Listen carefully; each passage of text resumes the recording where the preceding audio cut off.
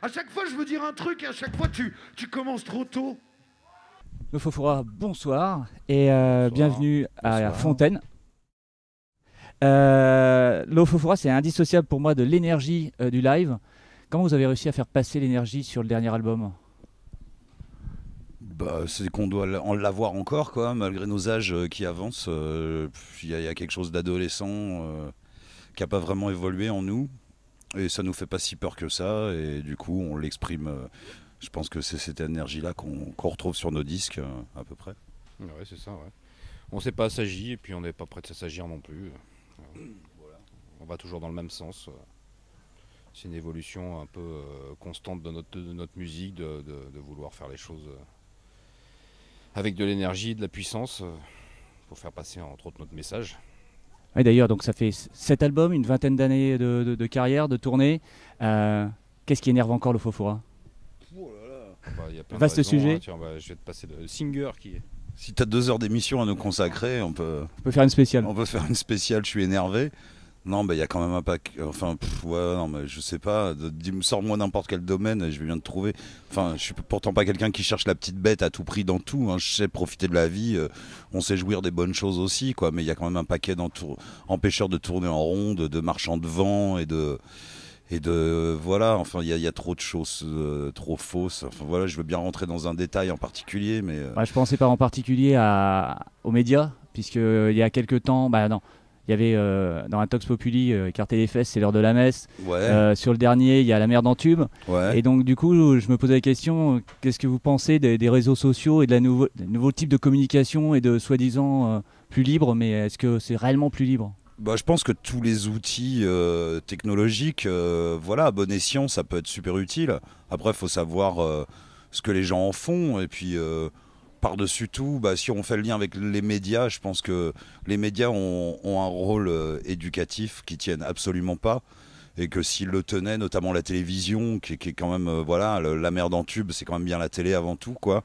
Et pourrait un peu ouvrir un petit peu les esprits, quoi. Enfin, que les gens, enfin, un petit peu plus un esprit critique, par exemple, ça serait pas plus mal par moment, quoi. Mais par rapport aux médias, ouais, c'est cette forme de pensée unique où en fait, sur certains faits, même des gens qu'on nous montre comme ayant des opinions contradictoires, finalement nous vendent la même soupe avec un assaisonnement un petit peu différent.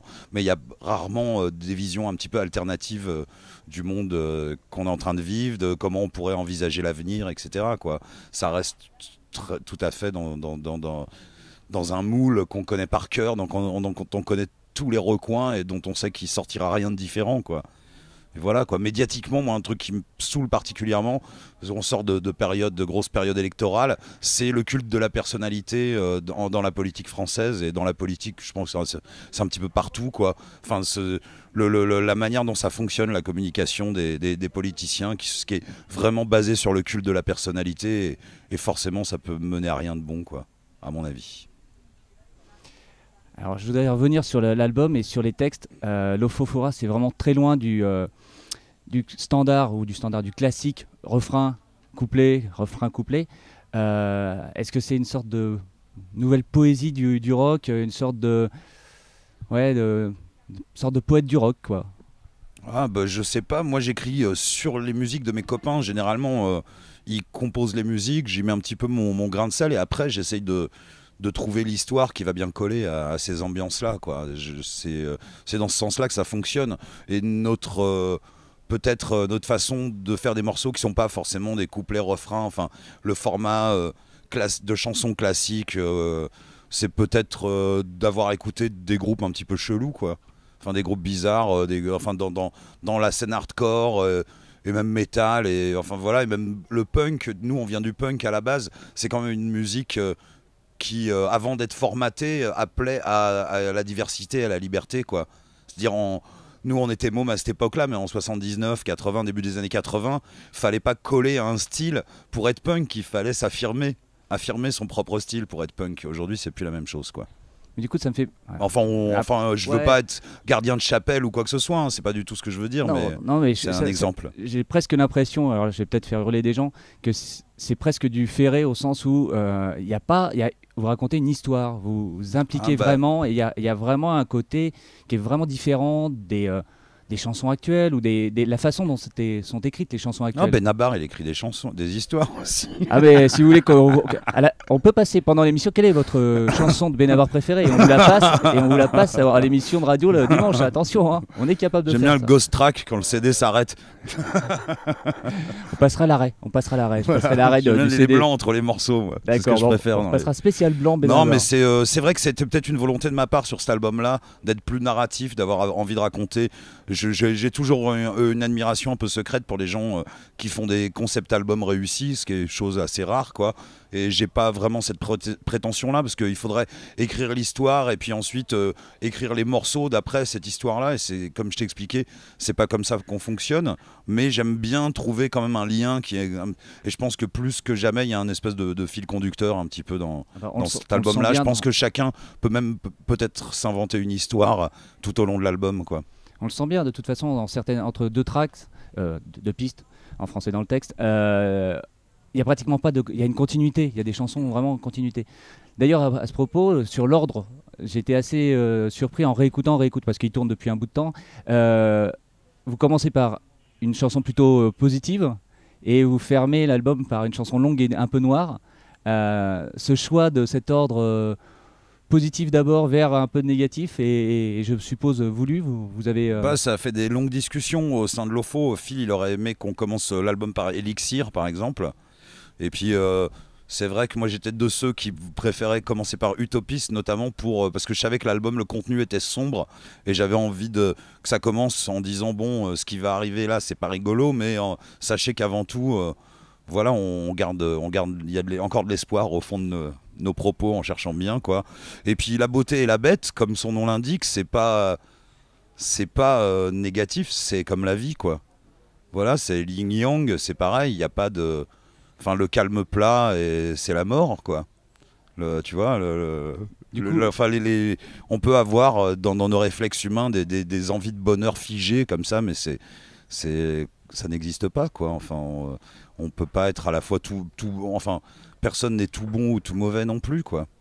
Tu parlais de la mort là, et la pochette est très très belle. Je trouve j'ai pas dit que les autres étaient moins belles, mais vous changez un petit peu de style sur la pochette. J'ai lu que c'était quelqu'un que vous aviez poussé et qui était passé du coup à la photographie. Je suis allé sur son site, c'est sublime. Vous pouvez me dire 2-3 mots sur cette pochette et comment elle a été faite? Bon, d'accord. Bon, c'est vrai que je le connais mieux que Phil en plus. Ouais, voilà. Non, mais moi j'ai habité à Montpellier pendant quelques années. C'est par un des potes qui avait un groupe de métal à Montpellier qui ont eu un jour, ils m'ont dit, ouais, t'as vu, on a fait des photos avec un gars, les photos vraiment elles butaient, quoi. Donc c'est Eric Canto. Voilà, Eric Canto. Ah oui, c'est vrai. J'ai pas dit son nom, c'est Eric Canto. Il faut le nommer. Puis allez voir son site, régalez-vous si vous aimez les belles images de live. Vraiment, c'est un mec qui a l'œil. Et donc, un coup. Enfin, j'ai un autre groupe qui s'appelle Mudwiser, il avait fait des photos pour nous aussi, et puis qui était vachement réussi. Et puis un peu plus tard, il m'avait dit ouais, franchement, je serais dégoûté. Enfin, il m'avait fait une espèce de fausse menace en me disant je veux faire le visuel du prochain Lofo. Après, je lui ai envoyé les textes, on lui a envoyé les maquettes au fur et à mesure un petit peu, et puis on échangeait avec lui des idées, des images. Et puis on s'attendait pas du tout à ça, et quand ça s'est sorti. On a fait, ouais. On était chacun de notre côté, on était déjà partis en vacances et avec des connexions au 36 KO, tu vois. Là, tu mets 20 minutes pour télécharger une image et tout de suite après on s'est appelé, on a fait trop classe. Et l'autre groupe c'est du stoner? Ton autre groupe c'est du stoner? Ouais, ça s'appelle Mudwiser et c'est du gros rock. Gros rock gras. Et là c'est en anglais du coup. Ouais, complètement. Oui. J'aime beaucoup la pochette qui est assez orientée point limite zéro. En tout cas sur ouais, merci, c'est complètement, c'est moi qui l'ai faite et c'est exactement ça. En fait, c'était un clin d'œil à Vanishing Point, le film. Voilà. Merci, c'est la première fois qu'on me le dit. Moi, je suis fan de ce film-là, donc excellent, bravo. Donc merci. Du coup, je pense qu'on en passera un petit bout, si ça ne fait rien. Avec plaisir. Juste avant de passer, vous allez avoir de la scène locale. Quelle est l'importance pour vous de la scène locale quand vous tournez? C'est un genre de vivier, quoi. Bah, c'est une façon de rencontrer des gens. Alors, des fois, on joue avec des groupes avec qui on n'a rien à voir. Et aucun atome crochu avec la musique, mais ça peut être des gens qui sont vachement sympas. Et nous, de toute façon, on est des gens ouverts, quoi. Après, bon, c'est vrai qu'on préfère jouer avec des gens qui font soit un peu le même style de musique que nous, soit qui sont un petit peu dans la même veine ou qui font du métal, du hardcore, du punk rock et qui se revendiquent un petit peu de notre école, enfin de notre école qui est celle de tout le monde dans le rock et le métal, quoi, tu vois. Mais voilà, on partage plus les mêmes goûts musicaux ou peut-être les mêmes délires dans la vie. Donc des fois, il y a des sacrées rencontres, quoi. C'est vrai qu'on préfère jouer avec des groupes de rock, quoi. C'est voilà. Mais enfin, pas nécessairement que punk, et métal et tout ça. On peut, tu vois, jouer avec un groupe de rockab et puis trouver ça mortel aussi. Mais c'est vrai qu'on aime bien la musique quand c'est de la pop un peu niaiseuse ou quand c'est, je sais pas, La folk voilà, dépressive. la folk encore. Je sais pas, j'aime bien. J'aime bien, quoi. Les mecs de Neurosis quand ils font de la folk, c'est vachement bien, par exemple. On est ici aux Travailleurs Alpins, il y a un soupçon de revendication. Est-ce que vous êtes une sorte d'harakiri professoresque, hein? Moi, je suis resté harakiri, professeur Choron, du rock. Il y a des bonnes références, le mec, quand même. Hein. Ah bah, merci Ça va, papa. ça fait plaisir. Hein. Merci papa. Bah, j'ai toujours dit que passé 50 balais, je me laissais pousser la moustache et je portais plus que des polos bordeaux et des costards gris. Donc, avec un fume-cigarette, quoi. Donc bah, il me reste plus longtemps à porter des shorts, donc j'en profite encore. Mais ouais, bah moi c'est une grosse. Moi je suis venu au punk rock même parce que j'étais fan de Coluche, de Choron, de Cavana, de Rezer, de Desproges et tous ces gens à cette époque-là, début des années 80. Et quand j'ai entendu le punk rock, bah, j'ai trouvé que c'était la musique de ces idées-là, quoi. Donc je suis tombé dedans naturellement. Donc ouais, il y a toujours un petit peu cette volonté, ouais, peut-être. Mais on n'est pas. Même si tu vois, les communistes nous aiment bien, on les aime plutôt bien aussi. C'est des gens plutôt ouverts d'esprit généralement, quoi. Enfin moi j'ai remarqué. Et mais à part ça, voilà, nous on n'est pas porte-drapeau de qui que ce soit, quoi. Même si on se reconnaît dans pas mal de leurs valeurs, mine de rien. Donc la scène, vous êtes accro du live. Vous allez tourner au moins jusqu'au 24 août, en tout cas sur le site. J'ai pas vu de date après. Est-ce qu'il est prévu de faire une petite date avec le bal des enragés? Alors le bal des enragés, ça va reprendre l'année prochaine, au mois de février. Et ça va être une tournée avec un enregistrement de DVD en fait pour raconter un peu toute l'histoire du bal, plus en profondeur, ce qui se passe derrière et comment naît la musique et les rencontres et pourquoi on va jouer ces morceaux du bal. Donc c'est une petite tournée d'une dizaine de jours. Et vous passez dans le coin? Sillonner la France encore et puis donc voilà. Et puis avant, à l'automne, on va refaire une partie de tournée Lofo aussi. Bon, il y a des festivals cet été, mais mois d'octobre, novembre, il y a encore pas mal d'endroits où on n'est pas passé et où donc il faut rester connecté pour avoir les nouvelles dates après le 24, c'est ça? Ben, je vous remercie beaucoup. Et vive le professeur Choron. Oh puis merde. Incroyable, tout ce qui tient dans le crâne. Effroyable.